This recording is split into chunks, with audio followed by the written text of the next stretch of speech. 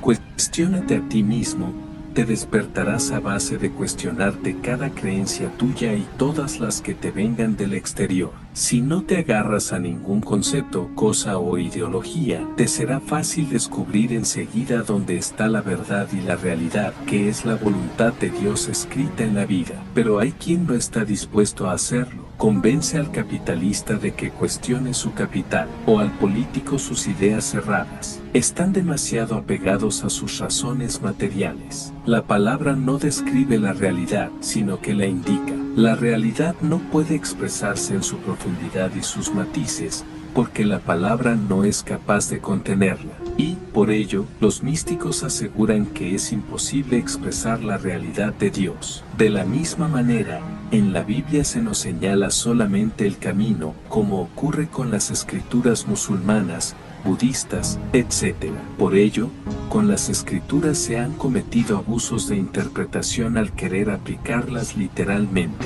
Por tomarla al pie de la letra, ya hemos hablado de lo que ocurrió en los siglos pasados con la quema de herejes y otras barbaridades. Todos los fanáticos querían agarrarse a su Dios y hacerlo el único. También los católicos tomamos al pie de la letra lo del único Dios y quisimos hacerlo nuestro. Las barbaridades y crueldades que se han hecho para defender que solo dentro de la fe católica está la salvación, y el que no está bautizado se condena eternamente, no se suelen publicar. Todo esto se podrá desvelar en los siglos venideros. Aún hay mucho fanatismo que oculta los errores por miedo a perder una imagen a la que nos agarramos. Lo mismo ocurre con los fanatismos históricos en los cuales también la religión estuvo presente. Colón no descubrió América, pues ella ya se había descubierto a sí misma. Era una tierra poblada que tenía una forma de vida, unas creencias y una cultura. Lo que se descubrió al arribar a ella fue la ignorancia de los europeos que no sabían que existía. Allí no se respetó nada por parte de los descubridores. Se les cambiaron nombres y apellidos, creencias y una forma de vivir y de expresar su cultura. En nombre de una civilización y de una religión se destruyó todo, sin discriminación alguna y, a cambio, se les saquearon sus tesoros antes de que se enteraran de su valor. Ningún misionero comprendió la riqueza de su cultura, de sus conocimientos, de su filosofía y de sus creencias. No podían reconocer otra cultura y otra fe, diferentes, porque estaban indoctrinados y programados por su papel de salvadores. Estaban apoyados por la creencia de toda una iglesia cuyo papa se tomó toda la potestad del mundo para repartir aquellas tierras entre españoles y portugueses para convertirlas. Y esto lo hizo por tomar las escrituras al pie de la letra. Otro tanto ocurrió con Galileo, que en su reunión con obispos y cardenales solo pedía que mirasen por el telescopio y se negaron, porque mirar era dudar de la palabra de Dios, ya que se interpretaba la Biblia como que era el sol el que daba vueltas alrededor de la tierra, y dudarlo suponía herejía. La Biblia y el telescopio, por eso os digo, cuidado al leer la Biblia, leerla con lógica, teniendo presente la cultura de las gentes que la escribieron, cuya iluminación que transmiten nada tiene que ver con el contexto desde donde la escriben. Una cosa es el mensaje y otras el tiempo y las formas. Hay que leerla con apertura, sin apegarte a las formas, sabiendo comprender su esencia. También a Jesús le rechazaron por hereje. Cuando leáis las escrituras, tened en una mano la Biblia y en la otra el telescopio. Buscar siempre la verdad. La verdad es lo importante, venga de donde venga, si de la ciencia, si de Buda o de Mahoma. Lo importante es descubrir la verdad en donde todas las verdades coinciden, porque la verdad es una. No se puede tener miedo a mirar por el telescopio. Hay muchos santos que, sin conocer la Biblia, se han encontrado con la realidad.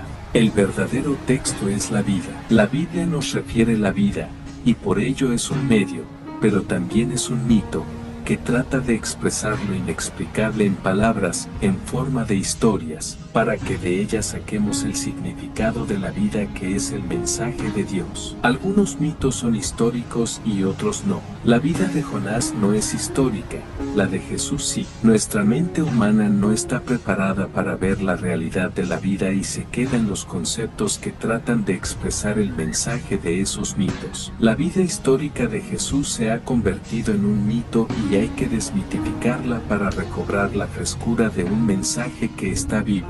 Dejar fuera de la Biblia los fanatismos, los límites culturales, costumbres y prejuicios del pueblo judío de aquella época. Jesús, al celebrar la Eucaristía, toma el pan y el vino que era la comida corriente del pobre, lo más asequible en su país. En otros países tienen que importar pan y vino para celebrarla, porque unos jesuitas misioneros se escandalizaban porque unos orientales celebraran con pan de arroz y zumo de frutas, que era lo más asequible allí. ¿Qué es lo más importante? ¿La esencia o la forma? ¿El mensaje o el modo? Distinguir lo esencial de lo adicional y no considerar los errores como verdades. Einstein llegó a probar con la teoría de la relatividad que no siempre la distancia más corta entre dos puntos es la línea recta, sino que, en algunos casos, la curva puede acercar esos puntos. Si tú ves una cosa clara y la experimentas, necesitarás mucha valentía para demostrar algo que va en contra de las creencias generales aceptadas por la sociedad y por la religión.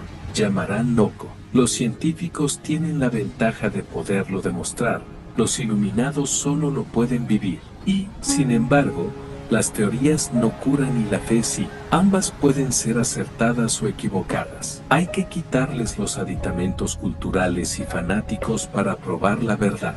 Lo importante es mirar no al dedo, sino hacia donde señala para descubrir la verdad. En eso nos es de gran ayuda la Biblia, que nos revela los datos y actitudes que nos acercan a la verdad. El amor es clarividente. Le preguntaron a Beethoven lo que quería expresar con la tercera sinfonía, y el gran músico contestó: si yo pudiera expresar lo que significa con palabras, no necesitaría expresarlo con música. Solo los sensibles son capaces de disfrutar de la belleza. Solo los que tienen sentido del humor pueden comprender el aparente despropósito de la vida. Precisamente porque tenemos la palabra Dios y asociamos a esa palabra las ideas con las que nos han programado, somos incapaces de descubrirlo en la vida corriente y cotidiana, y en las personas que están pasando a nuestro lado. Los que aman la belleza son capaces de captar a Dios, porque aman la vida y las personas. Solo el amor es clarividente. Cuando ya no te haga falta el agarrarte a las palabras de la Biblia, entonces es cuando ésta se convertirá para ti en algo muy bello y revelador de la vida y su mensaje. Lo triste es que la iglesia oficial se ha dedicado a enmarcar el ídolo, encerrarlo, defenderlo, cosificándolo sin saber mirar lo que realmente significa. La mejor manera de acercarte a la verdad es que pases tiempo mirando el mar, el campo, la naturaleza y, sobre todo, que repares en las personas como seres nuevos, sin conceptos, sin memoria, y que las escuches desde adentro con tu corazón abierto de par en par, comprendiéndolas, amándolas. Esta es la mejor oración. Un día sentirás el asombro de haber estado prisionero de los conceptos y de tu ego. Entonces verás lo bella que se te hace la Biblia, que te acerca a la vida y no te aleja de ella ya. Entonces habrás encontrado la interpretación de la Biblia y, en ella, el manual para comprender mejor la vida. Una vez había un cachorro de león que se perdió y se metió en un rebaño de ovejas. Creció allí y se creía una oveja como ellas. Pero un día un león adulto llegó por allí y las ovejas corrieron espantadas para ponerse a salvo y, entre ellas, el pequeño león también corrió asustado. Pero el león, que lo había descubierto, le da alcance y el cachorro asustado le dice: no me comas, por favor. Pero el león, sin decir nada, lo coge y lo arrastra hasta el borde de una charca y le obliga allí a que mire las dos imágenes reflejadas en el agua. El cachorro, al verse como en realidad era, como un león, despertó y, desde ese momento, ya fue todo un león. Los niños están en el reino de Dios, el dichoso los niños. El que está en el reino de Dios es el que se ha convertido en un niño, pero bien despierto, sin que lo puedan ahora manipular. Cada niño lleva a Dios dentro al nacer, pero nuestros esfuerzos por moldearlo hacen que convirtamos a Dios en un demonio. Si ves a un niño verás el egoísmo en forma pura. Solo es capaz de pensar en sí mismo, pero es natural que sea así. El egoísmo del niño es cosa divina, pues necesita toda su energía concentrada dentro de él. Nosotros intentamos cambiarlo y estropeamos los planes de Dios en él. Estropeamos su espontaneidad introduciendo en él los miedos. El miedo hace al niño mentir y amoldarse por no perder la aprobación de los padres. Deja al niño ser todo lo egoísta que quiera. El niño solo piensa en darse placer a sí mismo y, poco a poco, va descubriendo el exterior y, con él, el placer refinado de extender su placer a los otros. Su creatividad se muestra destrozando todo por curiosidad. Les gusta el movimiento y el ruido. El conflicto entra porque no coincide lo que le gusta al niño con lo que les gusta a los padres. El niño tiene que crecer poco a poco, descubriendo las cosas por sí mismo y a su tiempo. El niño ha de hartarse primero de chocolate antes que ofrecerlo. Si tú te empeñas en que lo comparta con su hermanito, odiará al hermanito. En realidad, a todos los niveles, lo que llamamos caridad y altruismo no es más que un egoísmo refinado. Nos damos gusto dando gusto a los demás, porque cada uno se busca a sí mismo. Así somos todos. Les ponemos nombres muy liberales a cosas que no lo son, aunque tengan su explicación y su razón. Tendremos que aprender a llamar a las cosas por su nombre para no engañarnos. Cada uno va buscándose a sí mismo, porque si no nos encontramos a nosotros mismos, no podremos salir a los demás. Violencia cultural. Nos aburrimos por la memoria, cuando ésta está contaminada por la emoción, pues si olvidásemos por completo lo anterior con sus emociones, todo nos parecería nuevo. Lo que ocurre es que solemos petrificar las emociones en la memoria. La realidad es que todo cambia continuamente, y si pudiéramos verlo así, todo nos sorprendería por su novedad. Cuando hacemos favores, si los hiciéramos sin llevar cuenta, no esperaríamos luego agradecimiento, pero llevamos cuenta y luego nos hacemos la ilusión de que lo hemos hecho por altruismo. Si cuando haces algo por otro, lo haces a gusto y eres feliz haciéndolo, ¿por qué esperas entonces correspondencia? El amor desinteresado existe y, sin embargo, es el único al que se puede dar el nombre de amor. ¿Quién quiere ser objeto de un amor sacrificado? ¿Te gusta que el otro disfrute amándote y también que disfrute al hacerte un favor? Entonces, ¿por qué cuando eres tú el que ama o hace el favor esperas una compensación? ¿No es bastante la alegría de poder amar y de participar con el otro lo que tienes? La gratitud es un gancho. Nuestra cultura lo convirtió en una obligación, y la sociedad de consumo ha montado un gran negocio con ello. Muito obrigado, dicen los portugueses, en una definición exacta de lo que ha llegado a ser el agradecimiento. La cultura contamina lo que toca porque es un elemento manipulador. El niño es otra víctima de la violencia cultural. La cultura dice, hay que reformar al niño, con lo que se da por supuesto que el niño es malo, y con la consigna de que hay que prepararlo para la vida. ¿Qué vida? Se le domestica metiéndole una programación de leyes y reglas de conducta. El niño, precisamente, nace con toda su capacidad despierta para agarrarse a la vida, pues la vida es precisamente la única maestra que no se equivoca y lo educa en libertad. En la India hay niños de 6 años que se ganan el sustento para ellos y sus familiares, y es la vida y la necesidad las que lo han enseñado. Al niño le hace falta la libertad.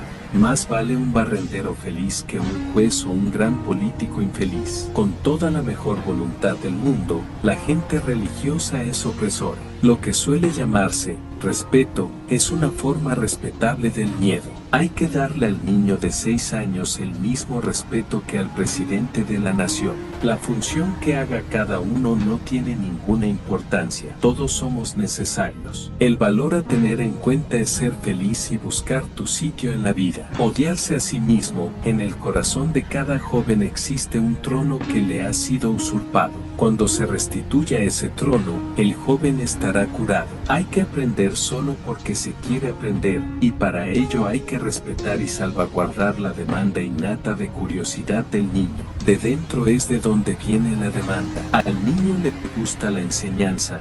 Lo que rechaza el niño es el método y la manipulación. Al niño se le enseña desde pequeño a odiar su cuerpo.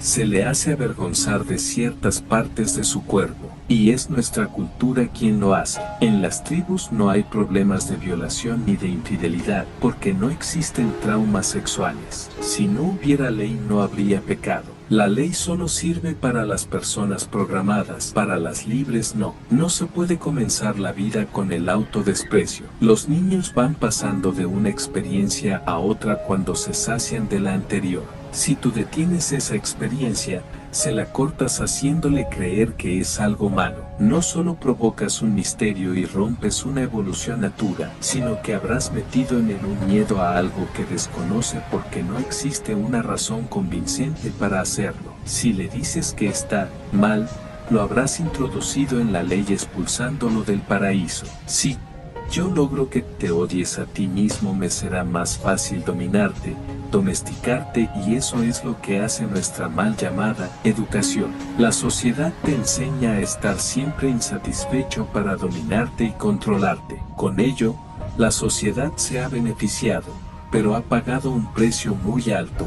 La guerra. Nunca podrás amar a los demás si te detestas a ti mismo. El amor significa no hacer violencia y respetar la libertad. El amor es, yo estoy de tu lado, no estoy en contra de ti. Los niños crecen con la sensación de que los padres están en contra. Si tú no haces violencia al niño, ellos tampoco tienen ganas de ser violentos con nadie. Lo primero para cambiar al niño reprimido es destruirle la conciencia, la ley que le impusieron. La conciencia del bien y del mal es lo contrario de la concientización. La conciencia o concientización es la sensibilización, la sensibilidad que no necesita la conciencia. Si eres consciente, estás despierto y sensible a todo. El amor no castiga castigar o no castigar. El amor no castiga nunca. El respeto no es más que miedo y, de la misma forma, el castigo no es más que venganza. El acto de reflexión,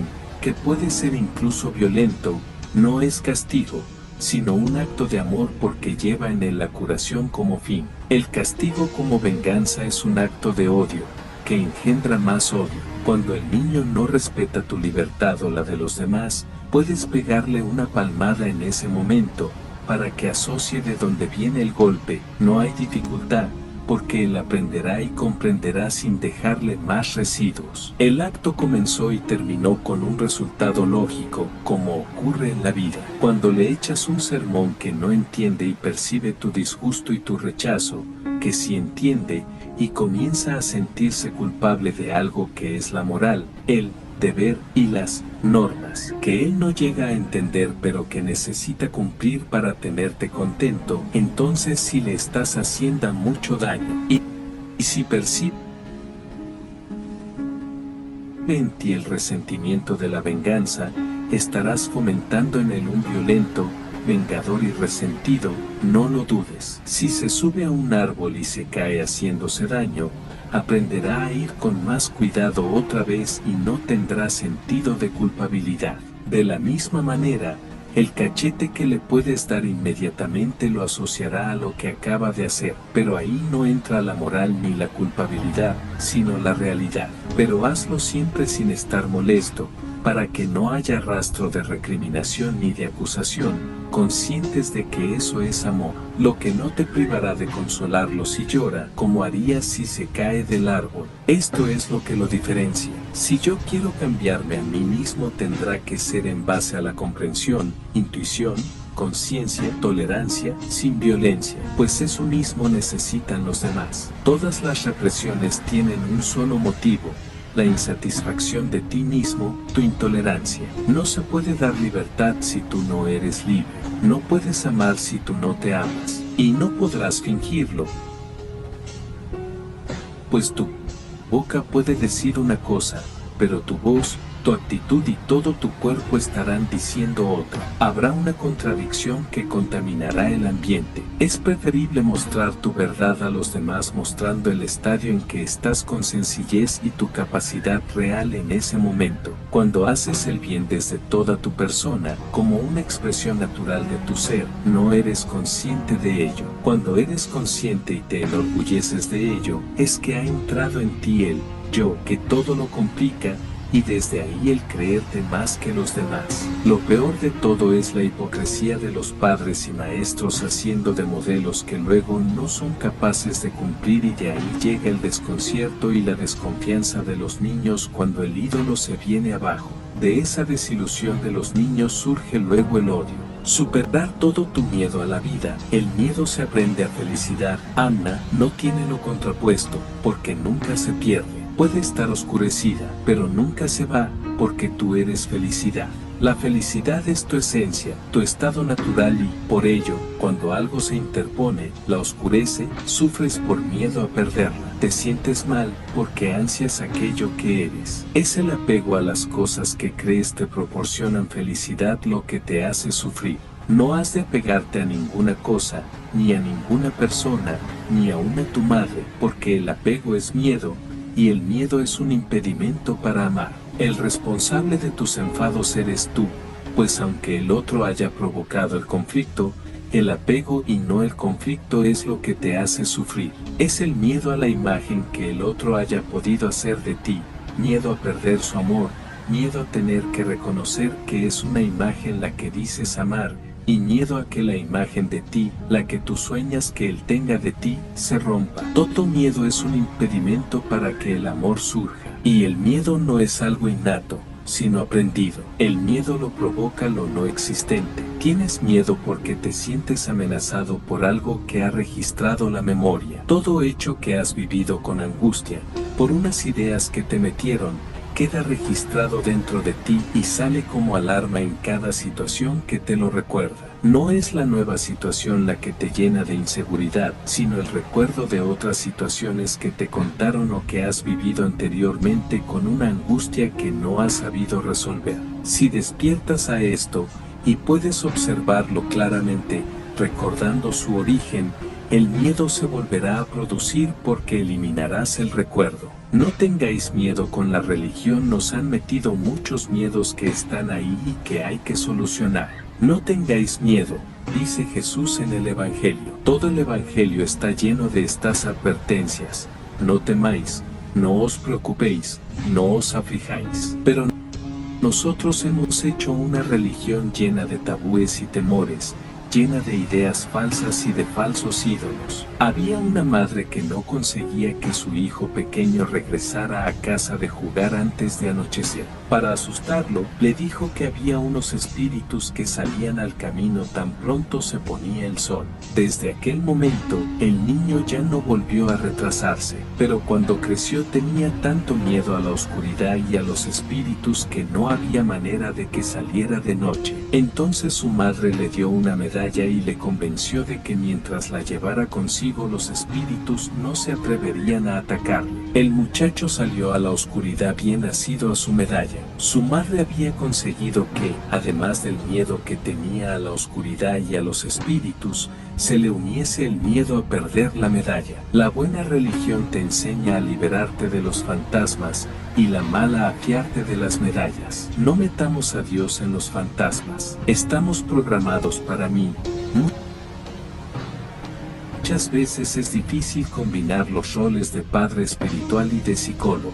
Vienen a ti a que les des un concepto moral que los tranquilice y, si resulta que lo que necesitan es una terapia y se la das, se escandalizan y entonces creen que les has dañado en sus sentimientos o creencias. A nadie has hecho daño, sino que has llamado a las cosas por su nombre. Es vuestra programación la que os hace sufrir. Un día vino un señor desesperado, porque otro señor había estado tocando los genitales de sus dos niñas de pocos años, y él, que le sorprendió, quería matarlo. Y las niñas estaban ahora llenas de miedo, no por lo que sucedió, sino por la reacción de los padres ante el hecho. El padre no quería ver esto y me miraba como si yo estuviese loco. Su programación no le permitía ver que, si él hubiese reaccionado como si nada hubiese pasado delante de las niñas, éstas lo tomarían como un juego y nada alarmante quedaría registrado en su mente. Aparte, tú puedes pedir explicaciones, romperle las narices o tratar de reaccionar con el señor que tocó a las niñas. Pero si estás programado porque la acción en sí es pecaminosa y porque tus niñas han sido mancilladas, y todas esas cosas de nuestra cultura, estarás atrayendo a ellas tu alarma y tus miedos, mucho más que los tuyos, pues ellas, que no están programadas, registrarán en su mente una alarma que unirá al acto en sí, sin más explicación, y para siempre tendrán miedo a todo lo que se relacione con ello. Un miedo que será inconsciente, irracional, y por ello mucho más peligroso. En cuanto al señor que tocó a las niñas, en el peor de los casos era un ser enfermizo, con una sexualidad sin desarrollar, y no el sádico y perverso que se suele ver en él. ¿Qué hay que defenderse de él? De acuerdo, pero si estás despierto, llamarás a las cosas por su nombre y te darás cuenta de que los miedos que provocas sobre él son los mismos que metieron en tu infancia ante actos similares. Si piensas con realismo,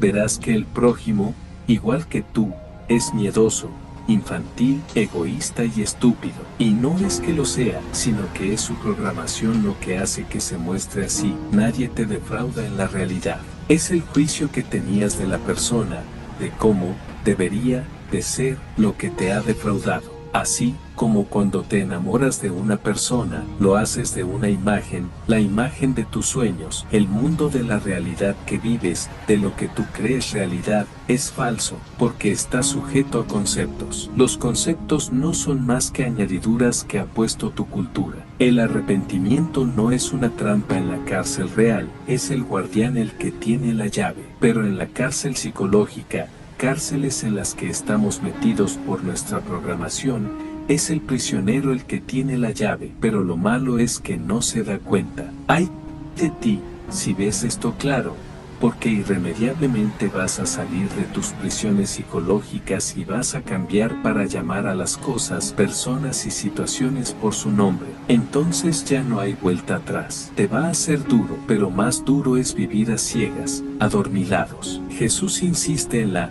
metanoia, en vivir la vida bien despiertos, sin perderse nada. El arrepentimiento es morir de verdad al pasado para instalarse en el presente mirándolo con ojos nuevos. El concepto de arrepentimiento, tal como nos lo explicaron, era como una trampa. Si no hubiese arrepentimiento, quizá no hubiese pecado, porque mucha gente peca para arrepentirse. Es un juego psicológico con nosotros mismos en el que buscamos terminar el juego con el arrepentimiento. Es una forma de desahogarse emocionalmente y recibir aceptación, aprobación, con el perdón. Por eso, metanoia no quiere decir estarse arrepintiendo una y otra vez, sino despertar a la verdad. Cambia tu programación.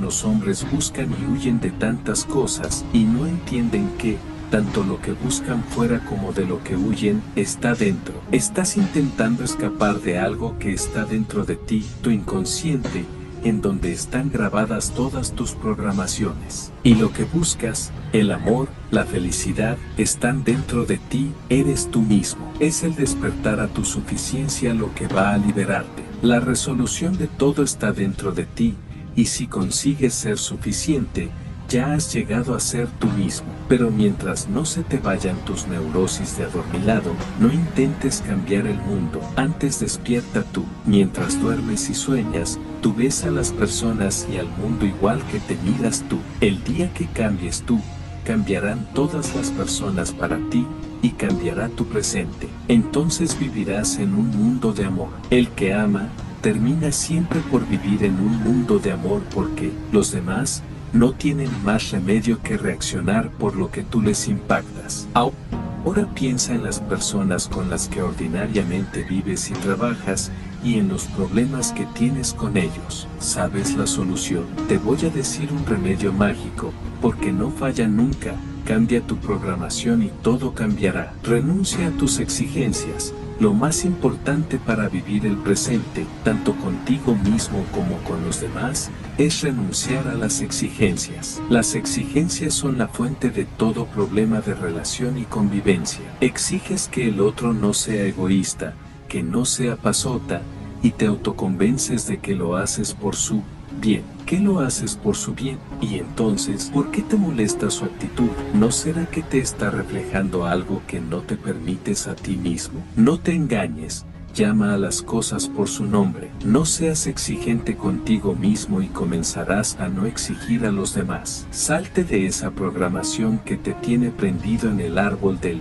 bien y del mal y comenzarás a aceptar la realidad sin juicios ni críticas. Cuando te molesta que tu amigo sea exigente es que tú lo eres también. Cuando te molesta que no reaccione, no seas exigente y no le pidas lo que no está dispuesto a hacer en este momento. Pero puedes comprenderlo y no juzgarlo, sino esperar que él sepa por sí solo salir de su pasividad. Eso puede ayudarle, y en cambio la exigencia no. No te compete a ti apresurar los resultados y porque tú no estás para arreglar el mundo, sino para amarlo y comprenderlo. ¿No te das cuenta de que, cuando buscas un resultado y luchas por él, lo que haces es buscarte a ti mismo? Quieres, en el fondo, tener razón y demostrárselo. Olvidas que, para cada persona, la vida tiene reservado un ritmo y una ocasión. Mira a las personas tal como son, respétalas, acéptalas y trata de comprenderlas allí en donde están y dales la respuesta que a ti te corresponde, la del amor y la comprensión.